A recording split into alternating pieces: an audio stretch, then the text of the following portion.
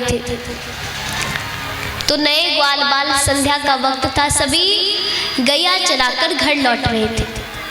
भगवान ने देखा, भगवान भूल जाते कि वो कहाँ है, वो कौन है, थोड़ी देर के लिए भूल जाते हैं।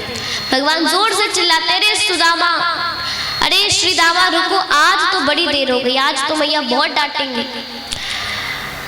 यहाँ भगवान भूल जाते कि वो कहाँ है, वो कौन है, जोर से चिल्ला रहे हैं। उसके बाद जब होश आता है, ध्यान आता है, पता चलता है कि कहाँ है, कौन है। अब याद करते बहुत रोते हैं, खूब रो रहे हैं, उनकी हिचकियाँ नहीं रुक रही, बहुत रो रहे हैं भगवान। उन्हीं के बगल वाले कमरे में उनके प्रिय मित्र रहते थे। प्रिय मित्र कौन? भगवान के प्रिय मित्र कौन है? कौन है? सुदामा जी। लेकिन सुदामा जी गुरुकुल के मित्र हैं, मथुरा के भी प्रिय मित्र हैं उनके। कौन कौन? इधर आपको पता है किन्हीं को? कौन? उद्धव जी महाराज। उद्धव जी महाराज बहुत बड़े ज्ञानी थे, उनका नाम बड़े बड़े ज्ञानियों में लिया जाता है।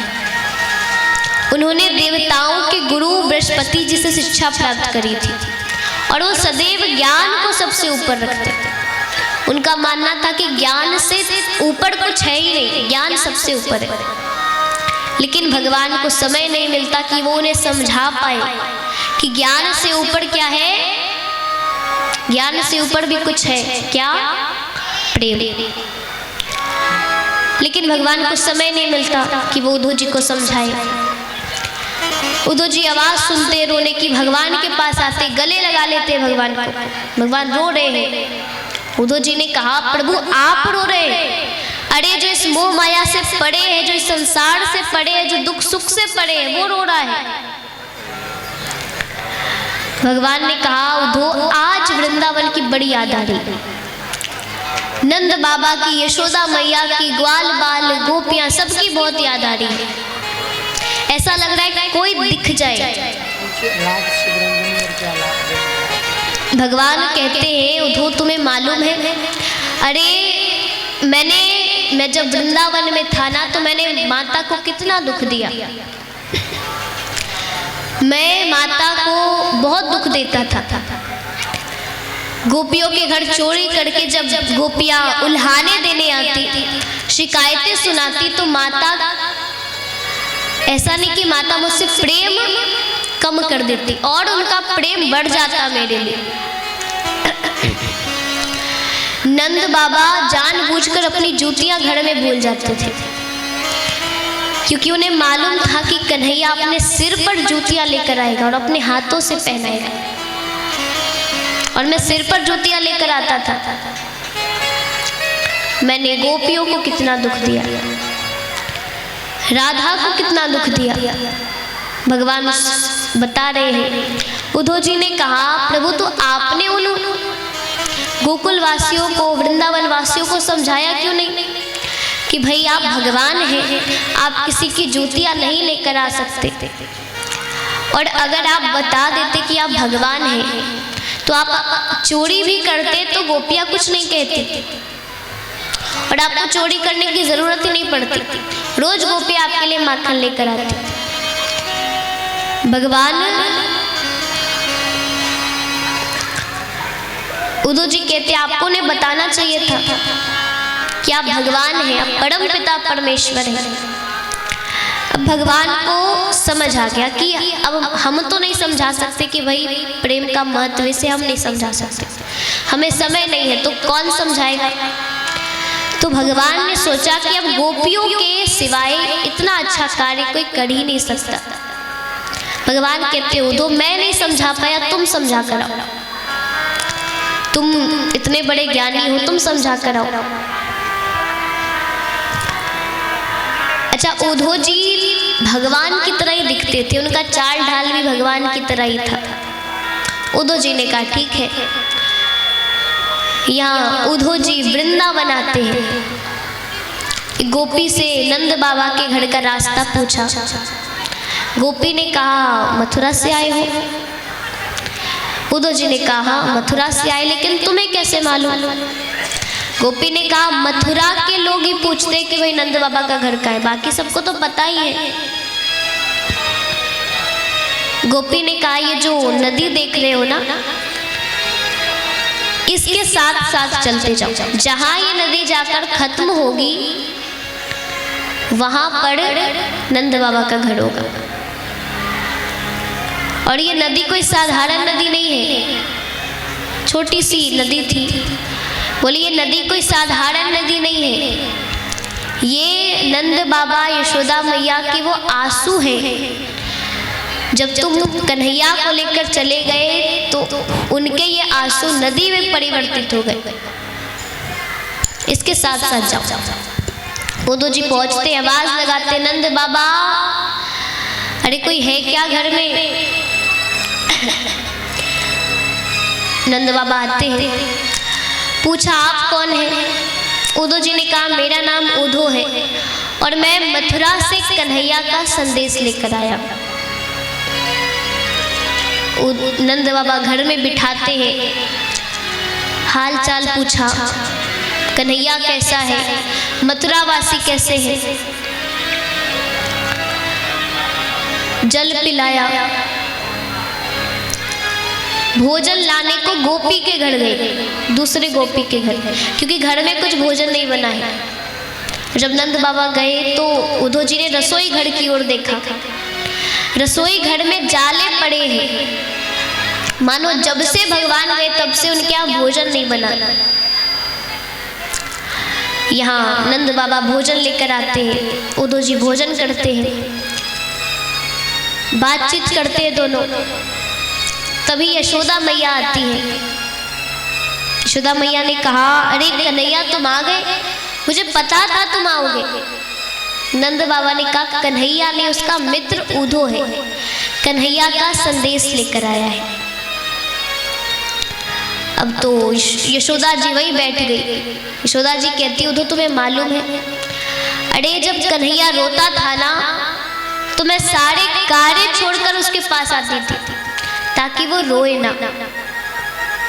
और आज उसकी माता, उसके वृंदावन वासी इतना रो रहे हैं, उसके बाबा इतना रो रहे हैं और उसे जरा सा भी दुख नहीं है, उसे कोई फर्क नहीं पड़ता।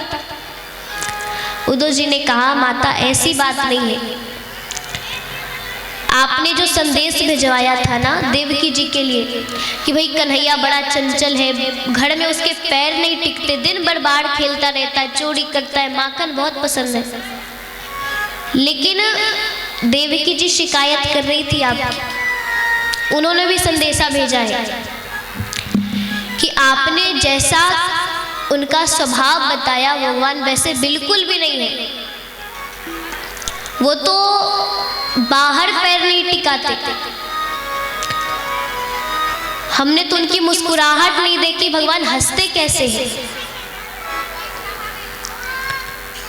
भगवान बहुत दुखी रहते हैं, रोज आपको याद करते हैं, वृंदावन को याद करते हैं। अब माता इससे आगे सुन ना सकी, माता मूर्छित हो गई। नंद बाबा ने कहा यशोदा इतनी देर तक ही सोती है जितनी देर ये मूर्छित रहती है, वरना ऐसे तो वृंदावन में घूमती रहती है, पैरों से पूछती है कि तुमने कन्हैया को देखा, अगर देखो तो उससे कहना उसकी माता बहुत रोती है, वो जल्दी घर आ जाए। गोपियों से पूछती है कि तुमने कन्हैया को देखा, मुझे मालूम है वो चोरी करता है, तुमने उसे बांध कर तो नहीं रखा, मैं उसे समझाऊंगी वो चोरी नहीं करेगा। वृंदावन में घूमती रहती है, ढूंढती रहती है। अब उद्धव जी को अपना काम याद आया। उद्धव जी ने कहा बाबा आप ये सब छोड़ो, अरे आप तो भगवान का भजन करो, आप तो ज्ञान से भगवान को प्राप्त करो। वो भगवान है, वो किसी के पुत्र मित्र सखा नहीं है, वो भगवान है और आप ज्ञान से उन्हें प्राप्त कर। नंद बाबा ने कहा किसके लिए प्राप्त करें? अरे तुमने तो कहा वो भगवान है, और इसका मतलब मैं तो इसी सहारे जी रहा था कि भाई बहुतों के पुत्र छोड़कर चले जाते हैं, मेरे भी पुत्र ने छोड़ दिया, कोई बात नहीं भगवान साथ है। लेकिन तुमने तो कहा भगवान ने मुझे छोड़ दिया, तो अब मैं किसके लिए ज्ञान को प्राप्त करूं, क्यों ज्ञान प्राप्त करूं? भगवान ने तो मुझे छोड़ दिया। अब उद्धव जी को समझ नहीं आ रहा वो क्या बोले, वहां से चुपचाप चले गए। वृंदावन में घूमते हैं, थोड़ी घूमते हैं, एक जगह बहुत सारी गोपियां बैठी थी, राधा जी भी बैठी थी, सभी एक दूसरे से बातचीत कर रही है। एक गोपी ने उद्धव जी का रथ देखा, गोपी ने कहा ये रथ किसका है? दूसरी गोपी ने कहा तुम्हें नहीं मालूम? अरे अक्रूर जी का है जो मथुरा से आए थे, कन्हैया को ले गए। गोपी ने कहा कन्हैया को तो ले ही गए, सब कुछ तो ले गए, अब क्या लेने आए हैं? तो एक गोपी कहती है तुम्हें नहीं मालूम, कंस की मृत्यु हो गई है, तो यहाँ मांस लेने आए होंगे। बोले यहाँ मांस कहाँ मिलता है? तो गोपी ने कहा अरे उसे मालूम है, मथुरा के वासियों को मालूम है कि कन्हैया के जाने के बाद यहाँ सब मृत ही घूम रहे हैं, कहने को केवल जीवित है, कहने को केवल जीवित है, तो हमारा मांस लेने आए होंगे। और देखो उन्होंने स्वाद का भी क्या ध्यान रखा है, क्योंकि जो प्रेमी होते हैं उनका हृदय मीठा होता है, तो हमारा मांस लेने आए होंगे। गोपी ने कहा अगर तुमसे मांस मांगे तुम्हारा तो तुम दे दोगी? बोले हाँ दे दूंगी। क्यों? बोले क्योंकि मामा के श्राद्ध में भांजा भी तो होगा, और इतना तो मुझे कन्हैया पर विश्वास है कि वो मेरा हृदय देखकर पहचान जाएगा कि किस गोपी का हृदय, इतना तो विश्वास है मुझे। अभी उद्धव जी आते हैं, उद्धव जी ने कहा देखो हम यहाँ कोई मांस लेने नहीं आए, हम तो कन्हैया का संदेश लेने आए हैं, संदेश देने आए हैं।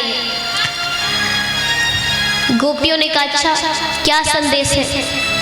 बोले उन्होंने संदेश दिया है कि तुम ज्ञान के मार्ग पर चलो, ज्ञान से भगवान को प्राप्त करो। गोपियों ने कहा अच्छा क्यों प्राप्त करें? बोले वो भगवान है, वो किसी के मित्र सखा नहीं है, वो भगवान है, वो हर जगह है, तो उन्हें प्राप्त करना है, तुम प्राप्त करने के लिए ज्ञान से प्राप्त करो। गोपियों ने कहा उद्धव जी अरे आप नहीं समझोगे, हम प्रेमी है ना और आप तो ज्ञानी हो, हमारा तो कोई मेल ही नहीं है, आप प्रेमियों की भाषा थोड़ी जानते हैं, ये जो बातें हैं ना ये प्रेम की बातें आपको समझ नहीं आएगी, आप तो ज्ञानी हो, आप ज्ञान की बातें करो। तो गोपियां कहती है ये तो प्रेम की बात है उद्धव, ये तो प्रेम की बात है उद्धव, बंदगी तेरे बस की नहीं है, यहाँ सर दे के होते हैं सौदे, आशिकी इतनी सस्ती नहीं है। बोले प्रेम के लिए सर भी देना पड़ता है, सिर को भी देना पड़ता है, आप नहीं समझोगे। क्यों? क्योंकि ये तो प्रेम की बात है उद्धव, ये प्रेम की बात है, आपको समझ नहीं आने वाली। गोपियां समझा रही है उद्धव जी को, ये तो प्रेम की बात है उद्धव, ये तो प्रेम की बात है उद्धव, बंदगी तेरे बस की नहीं है, यहाँ सर दे के होते हैं सौदे, आशिकी इतनी सस्ती नहीं है, ये तो प्रेम की बात है ऊधो। पूरे पूरे हाथ उठाकर तालियों के साथ सभी भक्त। ये तो प्रेम की बात है ऊधो, ये तो प्रेम की बात है ऊधो। राधे की तेरे बस की नहीं है, ये तो प्रेम की बात है ऊधो। बंदगी तेरे बस की नहीं है, यहाँ सरद के होते हैं सौदे, यहाँ सरद के होते हैं सौदे। आस की इतनी सस्ती नहीं है, ये तो प्रेम की बात है ऊधो।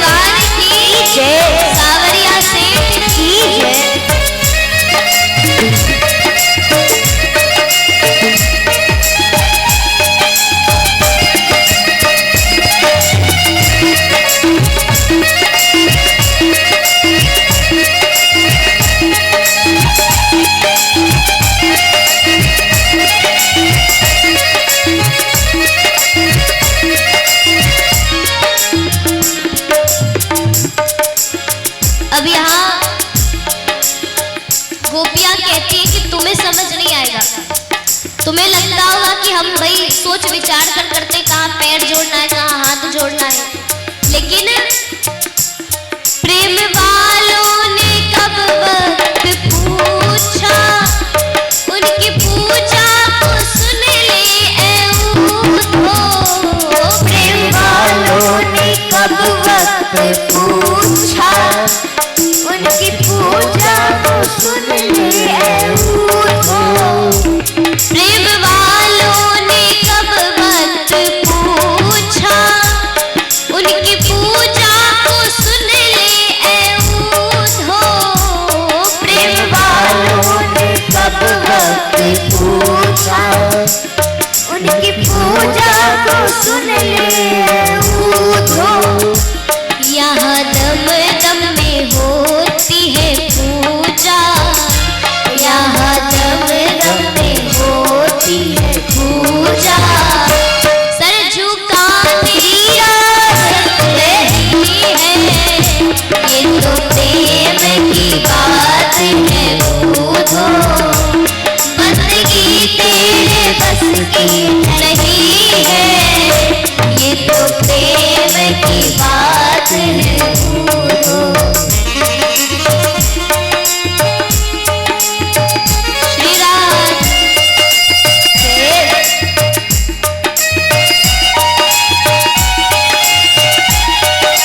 श्री राम।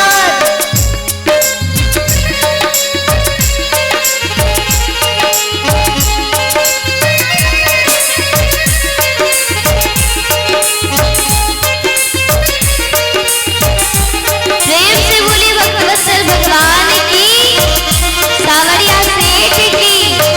बड़े बड़े हाथ उठाकर।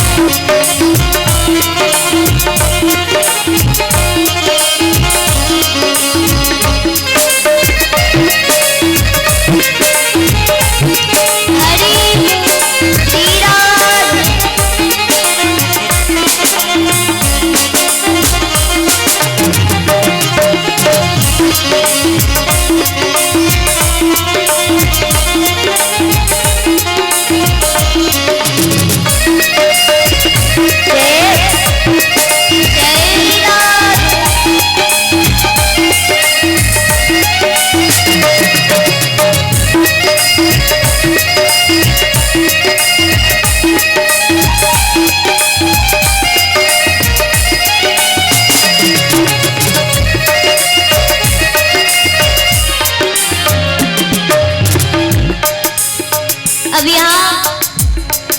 गोपियाँ कहती है जो असल में है मस्ती में डूबे उन्हें क्या परवाह जिंदगी की। जो असल में है मस्ती में डूबे उन्हें क्या परवाह जिंदगी की। जो असल में है मस्ती में डूबे उन्हें क्या परवाह जिंदगी की। जो असल में है मस्ती में डूबे उन्हें क्या परवाह जिंदगी की। और उन्हें जिंदगी की क्या परवाह है। लोग कहते हैं बुढ़ापा में भजन करेंगे, तो क्यों जब समय मिले तब भजन करो। जो असल में है मस्ती में डूबे उन्हें क्या परवाह जिंदगी की। जो असल में है मस्ती में डूबे उन्हें क्या परवाह जिंदगी की। जो उतरती है चढ़ती है मस्ती, जो उतरती है चढ़ती है मस्ती, वो हकीकत में हंसी नहीं है।